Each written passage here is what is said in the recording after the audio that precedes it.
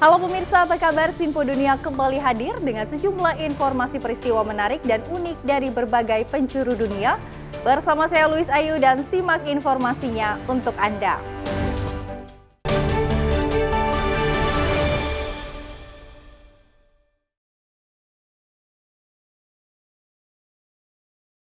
Kita awali informasi yang pertama, pemirsa. Penyebaran informasi palsu di media sosial merupakan ancaman konstan yang mengganggu kehidupan dan demokrasi di Burkina Faso.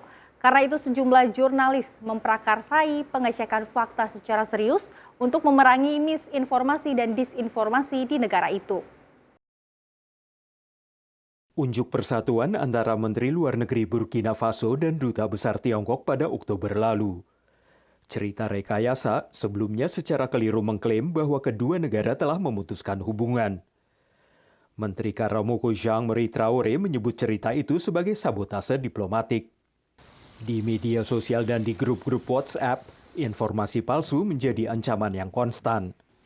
Jordan Midah adalah direktur editorial di mimbar pengecek fakta lokal Faso Check. Menurutnya ada dua jenis. Yang pertama, informasi keliru yang disebarkan tanpa ada niat untuk membahayakan.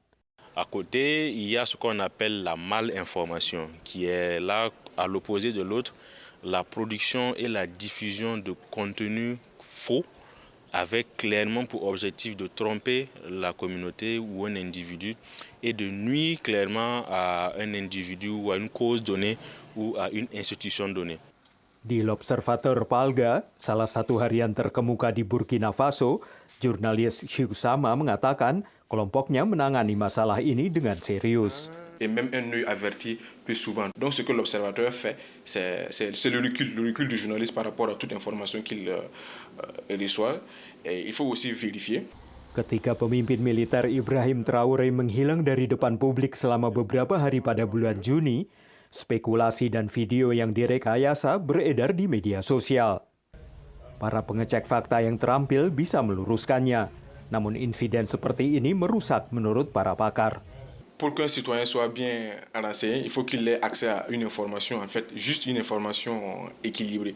À partir du moment où il est noyé en fait par les fake news, il n'a pas toutes les informations nécessaires en vue d'avoir un regard éclairé sur la vie de la nation. Cela pose problème.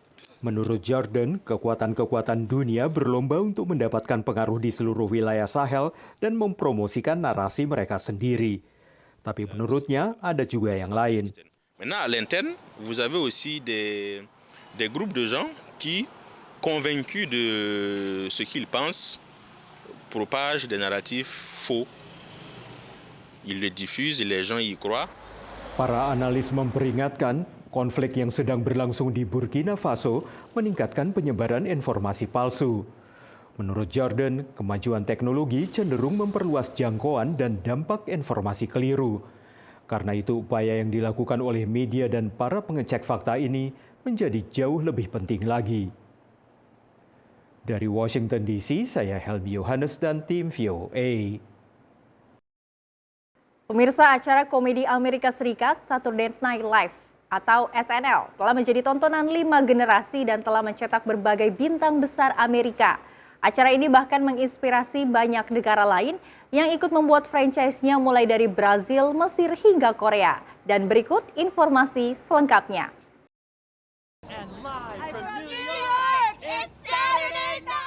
Selama 5 dekade, acara televisi Saturday Night Live jadi acara komedi berpengaruh di Amerika. Bintang ternama seperti Bill Murray, Eddie Murphy, Will Ferrell, dan Tina Fey lahir dari acara ini. Di luar studio NBC New York, para penggemar berkerumun ingin melihat ikon dan bintang favorit mereka.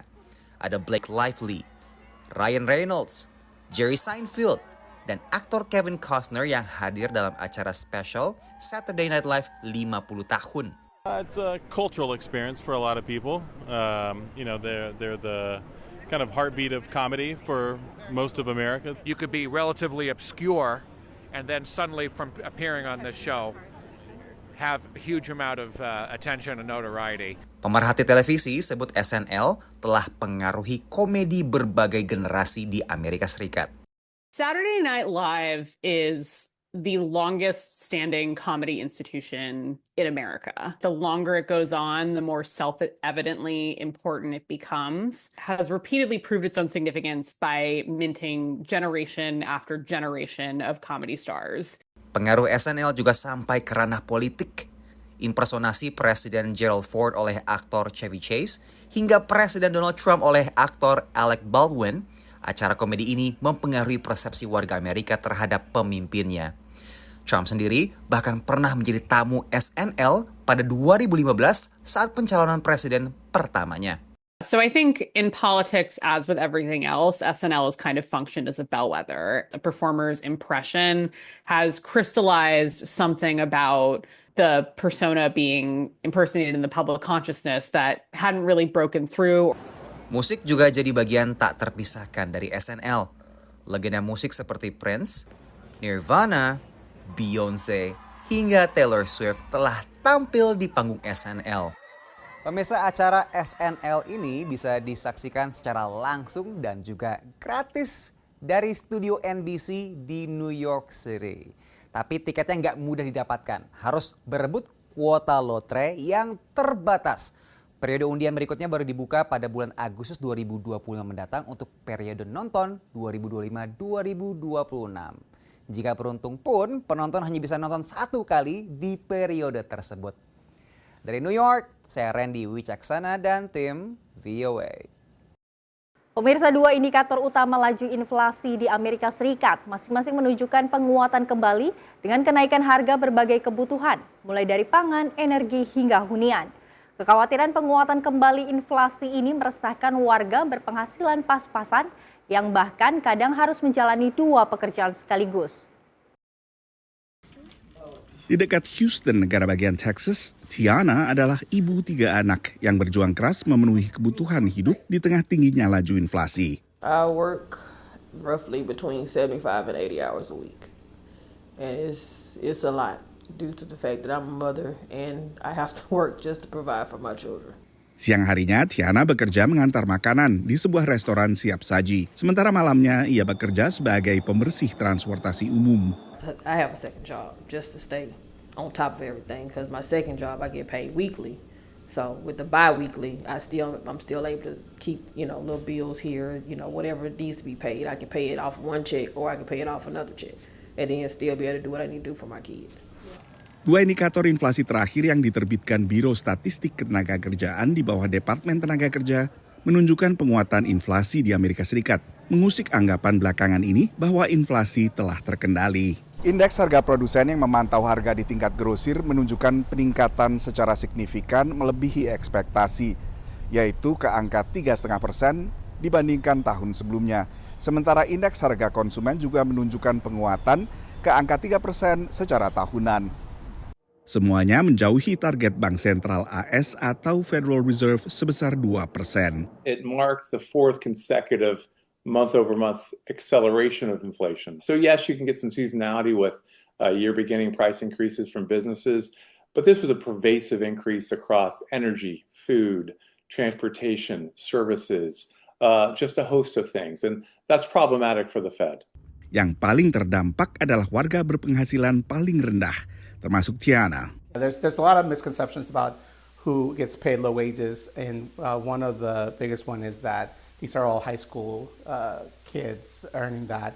And actually most of the low-wage workers, including fast food workers, are adults, and most of them are the main provider in their families and are supporting families. Bagi mereka, kenaikan upah tak sanggup mengejar peningkatan harga. It's important to also distinguish between the minimum wage and the living wage. And even though minimum wages have gone up in many states and localities, they're still not paying a living wage.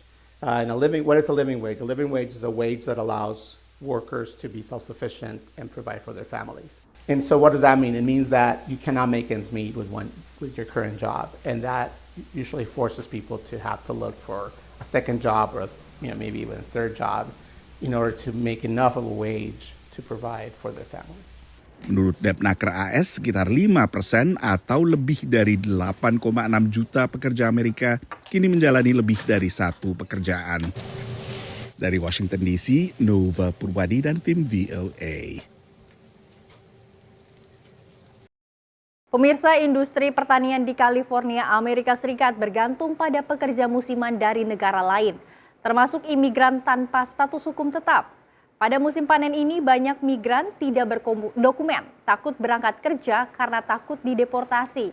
Menyusul tindakan keras Presiden Donald Trump terhadap imigrasi ilegal. Alejandra adalah pekerja pertanian tanpa status hukum tetap di California. Ia tidak ingin menunjukkan wajahnya atau membagikan nama belakangnya karena takut dideportasi. Este día fue el día martes cuando empezaron las redadas y el día miércoles la verdad no salimos porque sí nos dio mucho miedo, porque ya vimos en todo el día, estuvimos escuchando que migración andaba muy activo y se puso en los puntos claves donde todos los trabajadores del campo en esta temporada teníamos que pasar, que son por todas las avenidas principales donde están los cítricos. Entonces, un día después, el día miércoles, yo no salí a trabajar porque pues me dio miedo. Studi memperkirakan California mempekerjakan 800.000 pekerja musiman dari Amerika Latin dan setengahnya tidak berdokumen. Ketua Serikat Pekerja Pertanian mengatakan sedikitnya 2 anggota mereka ditahan. The farm workers that were deported have been here working for 15, 20 years. They don't even have a parking ticket. They were stopped in the street. It's not that they had a warrant against a specific person. They were just stopped by unmarked vehicles going home from work. Pemerintahan Trump mengatakan penangkapan migran gelombang ini akan fokus pada migran dengan catatan kriminal. Pihak berwenang AS memperkirakan ada 11 juta migran yang tidak berdokumen yang tinggal di Amerika Serikat. Saat kampanye Capres pada tahun 2024, Trump berjanji akan menemukan dan mendeportasi jutaan migran yang tidak berdokumen ini. Baru-baru ini, Kepala Perbatasan AS mengatakan telah menangkap 14.000 migran tak berdokumen sejak pelantikan Presiden Trump. Ia mengatakan ini baru permulaan. As the aperture opens up beyond criminals, you're going to see more arrests. I made it clear, if you're in the country illegally, you're not off the table. Di Bakersfield, warga mengatakan deportasi dapat menyebabkan kekurangan pekerja lapangan, tetapi petugas imigrasi harus menegakkan hukum. I think it's misleading when it was interpreted that they were going to raid the schools. So they have a job to do, and they should do it. Is it going to impact us? Probably so. Penduduk lain mengatakan dampak ekonomi di sini mungkin signifikan. We'll see 2-3 months time when the Latinos and you guys, when this happens and they kick them out, let's see where your food costs are and what you guys got to do to get that, you know. Alejandra mengatakan ia kembali bekerja memetik wortel beberapa hari setelah penangkapan, tapi ia dan putranya yang lahir di AS menghindari tempat umum dengan harapan menghindari agen imigrasi. Demikian laporan tim VOA. Terima kasih pemirsa, masih tetap bersama kami di Sinpo Dunia dan informasi kami lanjutkan. Peningkatan harga pupuk dan upah pekerja hingga naik turunnya harga komoditas pertanian membuat banyak pemilik lahan di Amerika Serikat kesulitan tetap menghidupkan usaha agrakultur mereka. Apakah beternak atau bercocok tanam? Namun banyak yang akhirnya beralih ke agrowisata yang banyak diminati sejak pandemi COVID-19. Sebuah peternakan sapi dan kambing di daerah pedesaan negara bagian Wisconsin kini memiliki fungsi ganda. Sebuah mobil karavan di area peternakan menjadi tempat menginap bagi pengunjung lewat layanan sewa kamar online Airbnb. We focus on agritourism through the use of Airstream and HipCamp on Airbnb. And we raise livestock and do farm dinners and are really focused on bringing people out and having them a connection to agriculture. Desa tempat peternakan ini berada hanya sekitar 2 jam perjalanan mobil dari Milwaukee dan 2,5 jam dari Chicago. I was like, if we get, 5 bookings a month, like it justifies, heating the space and all of that. And it definitely took off and a lot in the Chicago market. A lot of people looking for open space and a little bit of quiet. So it really took off. Permintaan akan agrowisata meningkat sejak pandemi COVID, saat warga kota-kota besar mencari kegiatan di udara terbuka. Chicago shut down, Madison shut down, and it was like, where can we go that's, open space? And so we saw a huge jump in it during 2020 for sure. Di North Carolina, seorang peternak yang tadinya menjual daging ternaknya ke restoran setempat, akhirnya juga memperluas usahanya ke agrowisata, juga akibat pandemi. We diversified into agritourism with the onset of COVID, and with the closure of restaurants, we had no market. So we diversified into primitive camping, allowing people to come in their cars, in their tents, in their RVs, in their trailers to camp by our river or up in our hills. We provided a little fireplace for them, a campfire pit, and it just turned into a wonderful enterprise for us to help sustain the farm. Pengamat memperkirakan industri agrowisata di Amerika bernilai total $4,5 miliar. Really, this is a consumer movement that's an outgrowth of the local food movement or the good food movement, that consumers are looking for more authentic experiences for the most part. Menurut konsultan data AirDNA, jumlah penginapan di peternakan meningkat 77% dalam 5 tahun. Memanfaatkan tak hanya Airbnb, tapi juga layanan sejenis seperti HipCamp dan Harvest Hosts. Menurut pantauan Departemen Pertanian Amerika Serikat, pemasukan rata-rata peternak dan juga petani berkurang sekitar 23% dibandingkan angka 2022 yang merupakan penurunan sangat signifikan. Dan karena itu sebagian pemilik lahan lalu beralih ke agrowisata untuk ikut menghidupi peternakan mereka atau bahkan menjadi alternatif pemasukan utama. Dari Washington DC, saya Nova Purwadi dan tim VOA. Beralih ke informasi selanjutnya, pemirsa, sejak 2015, LSM Advokasi HAM dan Demokrasi serta Institut menerbitkan Indeks Kota Toleran, dan satu kota yang sering masuk daftar teratas adalah Kota Singkawang di Kalimantan Barat. Lalu bagaimana kehidupan warga yang beragam etnis dan keyakinan di kota tersebut? Berikut selengkapnya. Sekitar 145 km dari ibu kota Kalimantan Barat, Pontianak, terdapat Singkawang, kota pelabuhan berpenduduk tak sampai 250.000 orang. Meski relatif kecil, kota ini sering mendapatkan perhatian karena toleransi antara warganya yang beragam. Kelompok etnis terbesar di Singkawang adalah warga Tionghoa yang mencakup 42% warga kota. Presentasi etnis Tionghoa terbesar bagi sebuah kota di Indonesia. Selebihnya adalah warga berbagai etnis, termasuk suku asli Kalimantan, suku Dayak. Kita itu bersatu, saling mendukung antara Melayu, Dayak, Cina, Jawa, Madura, Bugis.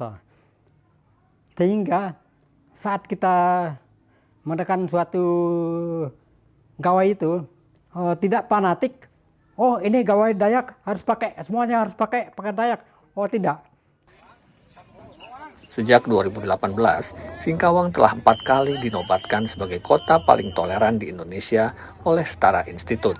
Ya kalau di sini sih ya, kami suku apapun ya, kami itu sering bekerja sama, jadi tidak ada konflik apapun. Menurut catatan sejarah, etnis Tionghoa sudah ada di Singkawang sejak abad ke-18 yang datang untuk dipekerjakan di lahan perkebunan dan pertambangan.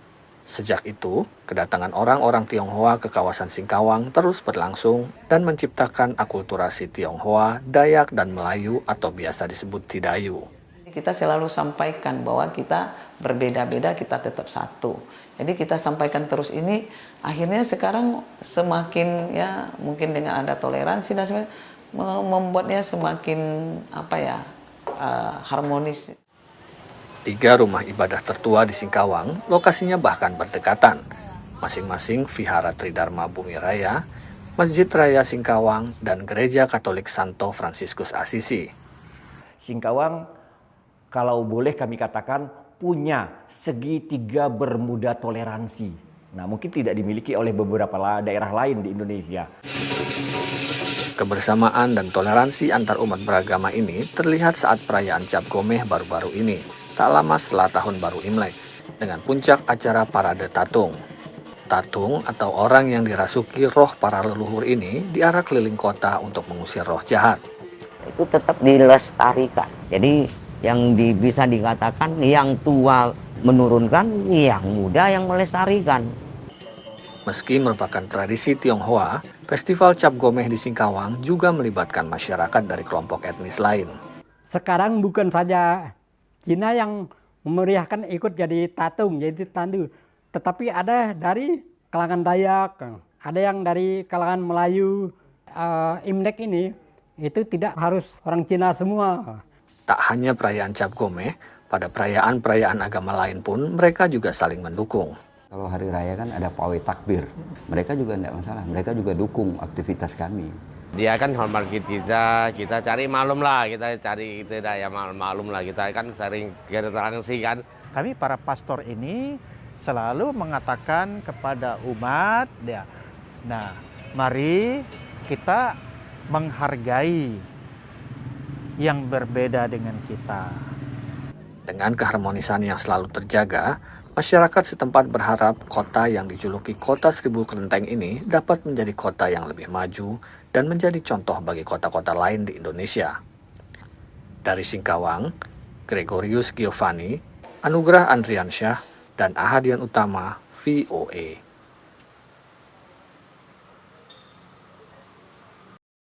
Dan pemirsa, selama bulan suci Ramadan, acara buka puasa banyak dilakukan di sejumlah instansi pemerintah di Amerika Serikat. Tidak ketinggalan di Gedung Kongres Amerika Serikat, gedung yang menjadi simbol perwakilan rakyat Amerika Serikat ini juga menjadi tempat diskusi antar beragama di ibu kota Amerika Serikat.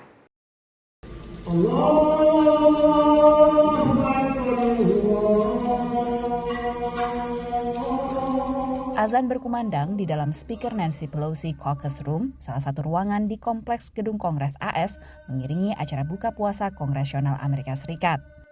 Acara yang digelar The Muslim World League pada hari ketiga Ramadan ini dihadiri sekitar 125 para pembuat kebijakan dan pemimpin keagamaan di sejumlah instansi pemerintahan di ibu kota Amerika Serikat. We all share the same place and we want to live peacefully with one another. We cannot do this alone as Muslims, and grassroots level cannot do it without a leadership, a moral leadership.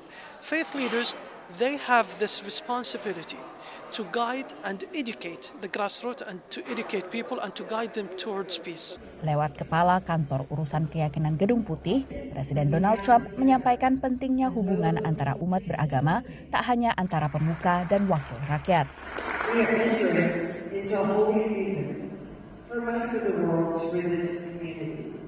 Muslims, Jews, and Christians will commemorate Passover, Easter, and Ramadan. Billions will be praying to God, and billions will be searching their own hearts. May it be for all of us, all the children of Abraham, a time of introspection, marked especially by billions of prayers for peace.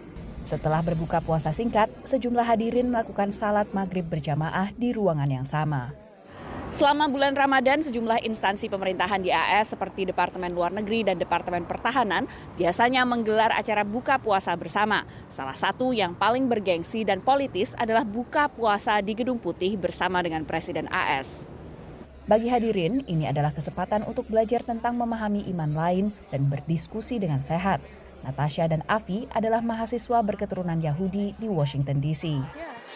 I think that in a world in which we are sort of pushed into one box of you have to be pro this and anti this, I think that it's really important to focus on humanity and focus on learning about your neighbors and learning about the people who you think are so different from you, because if I've learned anything from spending time with my Muslim and Arab friends and people who I've met here tonight is that we share way more in common than we think. This is a unique opportunity because we got to do this in DC, and we had the chance to come here because we're both students here, but not everybody has that opportunity, which is why getting to, first of all, bringing this nationwide, but also getting the opportunity to go to these places and speak to those people and go, across the world and talk to people that grew up in a different place than you, and see that they really share so many of the same value systems and so many of the same belief systems. Tampak hadir dalam iftar ini adalah anggota Komisi 8 DPR RI Erwin Aksa yang melihat adanya kesempatan untuk saling belajar terkait toleransi. Mereka membuat klub atau sebuah kelompok yang tentunya ingin menjaga perdamaian, yang ingin menjaga bagaimana Amerika tetap bisa menjadi bisa unite ya. Dan Indonesia sendiri kan kita punya diversity yang besar, tentunya kita harus jaga semuanya, dan alhamdulillah kita bisa memperlihatkan kepada dunia bahwa Indonesia memiliki kemampuan untuk menjaga perbedaan itu. Sebelumnya pada awal Ramadan, Trump menyampaikan salam bagi warga Muslim AS dan berkomitmen untuk menegakkan kebebasan beragama di Amerika Serikat. Dari Washington DC, Virginia Gunawan dan tim VOA. Dan pemirsa, informasi tadi sekaligus menutup jumpa kita pada edisi kali ini. Tetap saksikan Simpo Dunia hanya di Simpo TV. Saya Louis Ayu mewakili kerabat kerja yang bertugas pamit. Terima kasih dan sampai jumpa.